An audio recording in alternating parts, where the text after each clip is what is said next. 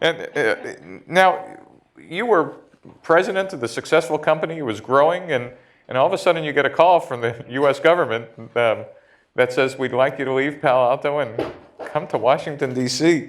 And you did it multiple times. It can't be the pay. What were you thinking? Well, what I was thinking was, no, I don't want to do that.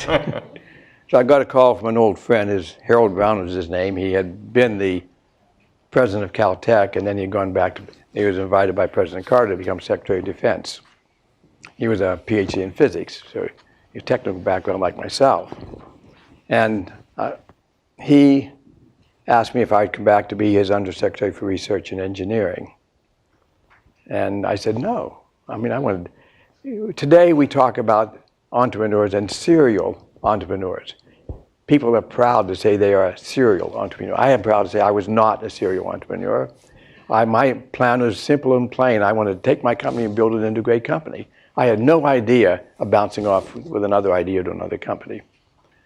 Well, that was my plan, and since I was firm in that plan, the last thing I wanted to do was leave my company and go back to Washington. So I said no. And after 2 weeks of protracted discussion back and forth across the country, I yielded and said yes, and which was the right answer, by the way. But what persuaded me to say yes was, this was 1977 now, and January 1977. And the President and the Secretary carefully explained to me that we were in a very serious security issue in those days. I won't bore this class with the whole security issues of 1977, but they had some resemblance to security issues today. But when the World War II ended, we ended up with almost a nuclear monopoly, but we disbanded.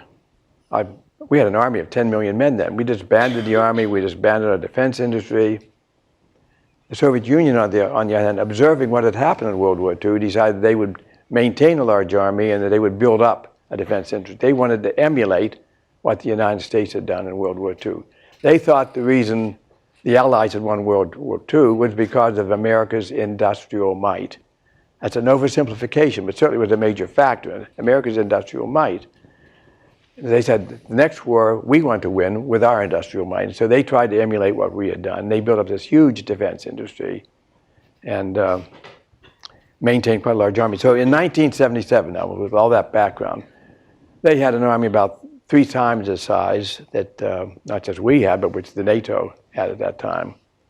Up until that point, we had said, so what? We have a great nuclear advantage. But by 1977, they'd caught up in nuclear weapons as well. Everybody was concerned. There was serious talk, I think greatly overstated talk, about a window of vulnerability to a surprise attack by the Soviet Union. There's a lot of concern to the point of hysteria, I would say. But in any event, the serious concern was we had to do something about that. And the president had decided very clearly he did not want to emulate the Soviet Union into tripling the size of the military. That would huge cost. It would bankrupt our economy doing that. Not to mention the fact it would have been very politically unpopular. So he said, we're not going to do that. We want to offset their superiority in numbers with a superiority in technology. That's the magic word, offset. Offset. He wanted to offset that. And he's seen what I'd done with the company. And he said, what you did was introduce digital technology into your particular field. It was very successful. I want you now to introduce digital technology to all of our most important military weapons. And use then to make them so much superior to the Soviet weapons that we will offset their numerical superiority. So we went then in what came to be called offset strategy number 2.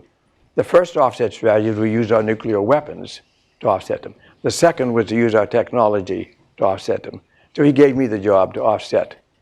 And that was a fascinating job. It had about $100 billion a year budget to do that. Kind of like a startup. Which you had to multiply that by 10 today to get the equivalent dollars. So there's a lot of money, a lot of resources. And he gave me full authority to do it. So that was just such a fascinating challenge. Aside from being an important problem, it was a fascinating technical challenge that I couldn't turn it down.